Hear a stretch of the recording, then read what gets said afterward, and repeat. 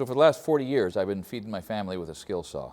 And that's not hyperbole. I mean, most of the time, the paychecks were directly connected to the lumber that a skill saw was cutting.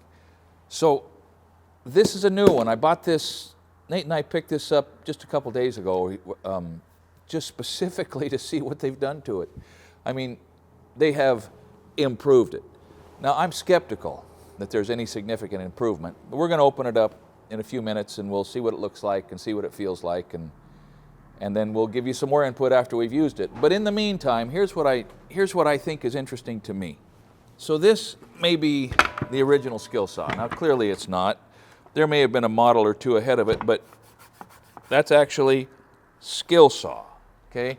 And it probably weighs 25 pounds. In fact, it weighs about as much as these two together. But when this showed up on the job, you better believe this was a huge improvement. And they were darn glad to have it. And then I wish I had here the first saw that I had. It would have gone right in this space because it was aluminum everywhere, including the pistol grip, but it was shaped exactly like this. And it lasted pretty good. Now it needed to be double insulated because it would tingle you once in a while, but it had about the same power and it was a little heavier, but it was a heck of a tool.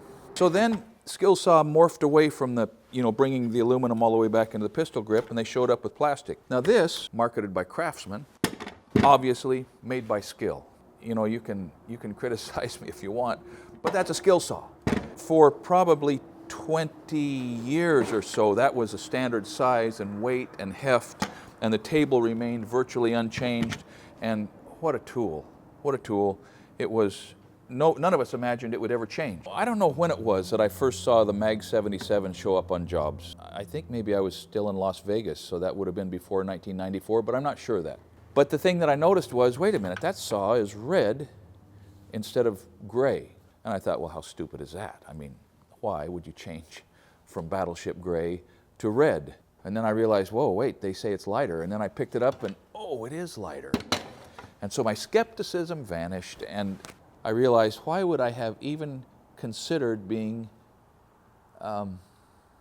put off or critical of advancing technology in my construction tool? Because when I got my hand on it, all of a sudden, all of my critical thinking sort of clarified, and I loved it. Mag77 has been great. This is probably the fourth one of these maybe the third one of these Mag77s that I've had. They've never let me down, but I've let them down. They never wear out, but they do break, and they do get dropped, and the table does bend, and the housing does crack. Those things happen, but that's always operator error. I've had no reason to think it could be improved at all, but apparently they think it can be improved. If the quality of this one remains as good as this one, I'm going to have no reason to second guess whether or not this is going to continue to be my go-to tool. So let's open this thing up.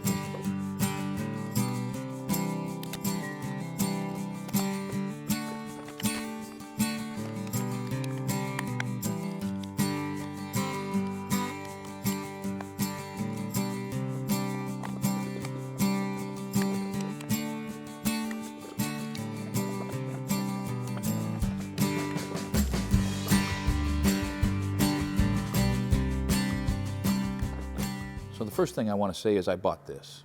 Less than 200 bucks. That's a bargain. It's mine.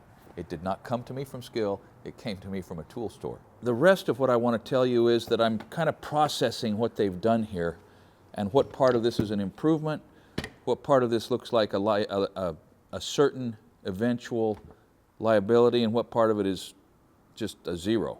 And let me remind you this. This thing has been one of my top 10 all-time favorite tools. This is a great tool. And so it makes me shiver just a little bit anytime somebody starts messing something that really doesn't need to be fixed. But anyway, overall, my first impression is it's a win. There's only 2 or 3 things that kind of make me curl my lip. And the first one is that they've put the saw wrench in a little nifty little slot in the table. That's great for a homeowner. If this lives most of its life under your workbench in the garage, you're always going to know where the wrench is. But if you're a pro, if you're slamming, if you're putting in long days and you're rolling out at daylight and rolling up at dark, one of those dark mornings or one of those dark nights, you're going to drop this into the toolbox or jerk it out, or you're going to pick it up and this will be gone. I don't think this is worth the effort. The other thing that concerns me, and I have no way of knowing this, but it concerns me that this table, this magnesium table, is clearly cast. This one I think was formed, perhaps forged. I don't know, but when this one drops, it bends. We'll see if this one bends when it drops, if it's hard enough to take it, or if it cracks. I'm not going to know that until it's lived through a few hard days. I'm bugged by the obvious branding. I mean, SkilSaw, SkilSaw, SkilSaw, SkilSaw, Stay True, Magnesium. I mean, they've spent a lot of effort on appearance. And chrome will not get you home. Okay, tools and pretty don't go in the same sentence for me easily. But I understand that it's one way to create a visual distinction, so you know you're getting one and not the other. So, all right, whatever. I would have stopped with just putting the big black bold SkilSaw on there, but I'm not their marketing department. Now, the list of things that appear to be very positive is strong. I mean, the first thing is the tilt on the table. You go to 45 degrees, just like this one, and then you pull that little catch open and you can go to 53 degrees. That's, the wrench just dropped out. But that's handy. That's not just handy, that's going to be a lifesaver, or at least a time saver someday. So good job, Skill. I mean, that's a win. And the scale is sturdy, and the indications, the calibrations are sharp, and you don't have to estimate as much as you had to on the old scale. In fact, let me point that out. That's worth seeing. This calibration goes up in increments of 5. So you just have to guess for 18.5 degrees and the other standard pitch degree measurements. This thing is called out in individual degrees, and the indicator is fine enough that I think it's accurate. The indents indicating the cut line when you're at 90 and when you're at 45 are now not only on the outside, as here, but marked and numbered on the inside. Whereas here, they're only marked. That's good. I mean, that's you can focus your eyes in there. It reminds you where you're at and what you're doing. That was worth doing. Here's the money shot. They put the sky hook on the saw from the factory. That's a win. That makes me smile. And whatever else you may be giving up with any of the other sort of brainstorms, that's a plus. For the last 30 years, we've been having to either buy or make sky hooks. This was the pinnacle. I mean, that guy right there was the one. That's now been obviated by this. So, way to go, boys. Here's a neutral. This is neither plus nor minus. It offends me as a professional because I think who needs to have different marked plywood thickness and 2x lumber thickness? But for a homeowner, that's probably a handy thing, so probably worthwhile. These are different plastics. I mean, this is glossy, this is a matte finish, so what? This is warm and a little more tactile, a little easier to keep a hold of, and doesn't suck the heat out of my hand like that one does. I think that's a plus in a cold climate. In the wintertime, I would say that's a win. So I'm going to go out on a limb here, and without a scales on site, and not bothering to take the blade off of this, I'm going to say this is a little lighter. It's definitely a little lighter. That is an undeniable plus. Anytime you can lighten up a tool that you've got to swing around like a racquetball racket all day long, I mean, that feels good. This feels good, but this feels a little better. So, if you want to X-ray this thing and see every connection and analyze every piece of material and every compromise between this and those and this, there's a Canadian that does tool reviews, and when he reviews them, he dissects them. He lays them out on the table like the biology class bullfrog, and you can see every connection and every sinew and every joint. You watch what he says about this saw, and you're going to know what makes it tick. Next summer, at the end of the summer, we're going to do another review about what my experience with this was, and I'm going to have a lot more confidence in what I have to say to you then. So this is the first time I've done any kind of a tool review on a tool that I haven't used for years. I don't like it. because I don't really know how this works. But by the time we finish the spec house, I'm going to know.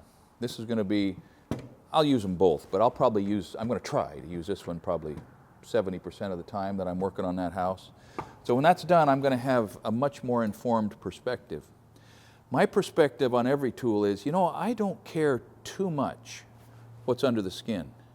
What I care about is how the thing works, how much work I get done with it at the end of the day, and if it takes the abuse that I dish out. Here's what I know.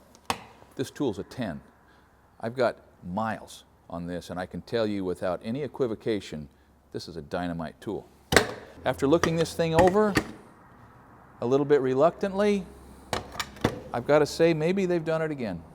I don't know for sure, but I can tell you this, I'm less skeptical of the new Mag77 now that I've got it in my hand and I've looked it over than I was when it was sitting there in the box. So I was throwing the box away and I noticed that they included a blade. Cool. And that's convenient because I'm not sure that I mentioned that one of the changes, fairly significant that they made, was they moved the locking button. I think that's a better location maybe. The collar's a little smaller. A little more room to get the blade in, seems to be. That's a plus. So this is about the first blade that I've ever put on a saw where it can be read on a worm drive from the outside. SkilSaw must have been continuing to think about marketing. Oh yeah, they moved the button. There it is. That's going to take some getting used to. You know, I guess that's better. Certainly different. Probably can get used to it. Yeah, so that's better for if you have it sitting on the bench. All right. I guess that's a neutral. I mean, whether it's there or there. Anyway, we got a blade on there. We'll use it.